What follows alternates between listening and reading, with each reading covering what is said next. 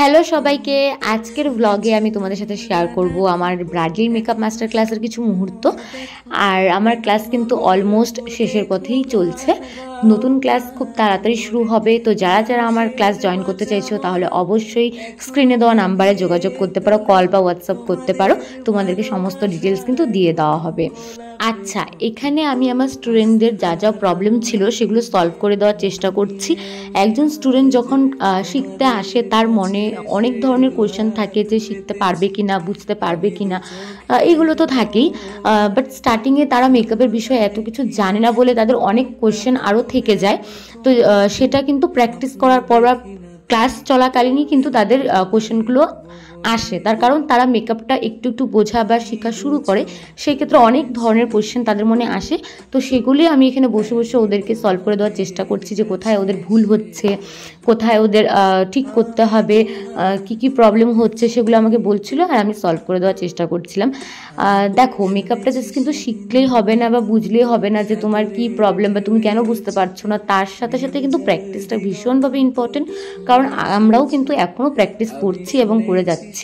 Practice যতক্ষণ তুমি না করবে, তোমাকে কেউ বোঝালেও কিন্তু তুমি সেটা ভালোভাবে বুঝতে পারবে না, কারণ প্র্যাকটিস যখন করবে তখনই তোমার ভুলটা তুমি বুঝতে পারবে এবং তারপরে তুমি সেটাকে ঠিক করতে পারবে, আর কাজটা তারপর আরও বেশি ভালো হবে।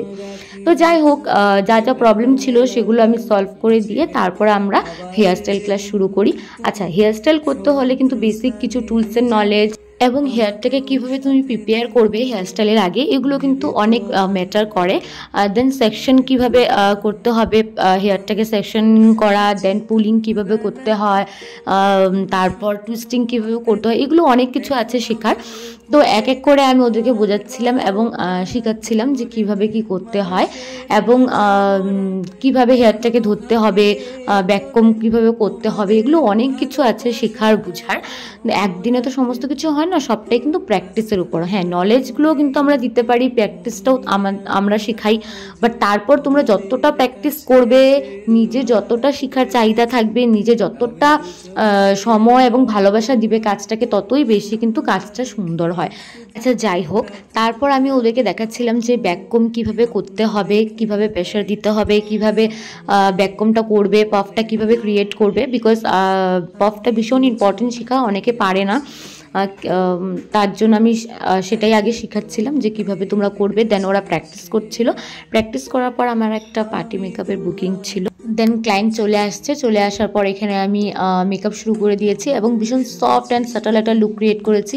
আমি শুনেই নিয়েছিলাম ক্লায়েন্টের কেমন লুক চাই, বললো তোমার যেমন ইচ্ছা তুমি করো, বাট আমার একটু সফট মেকআপ লুকটা দিবে, বাকি তোমার ইচ্ছা। তো সেভাবে আমি করে দেওয়ার চেষ্টা করেছি এবং দিদিটা কিন্তু ভীষণ মিষ্টি দেখতে এবং ভীষণ ভালো, আমারও কাজ করে অনেকটাই ভালো লেগেছে এবং আমি ভীষণ সফট অ্যান্ড লাইট একটা লুক দিয়েছি। কেমন লাগলো জানিও। দেখা হচ্ছে নেক্সট একটা ভিডিওতে। Tata, bye bye.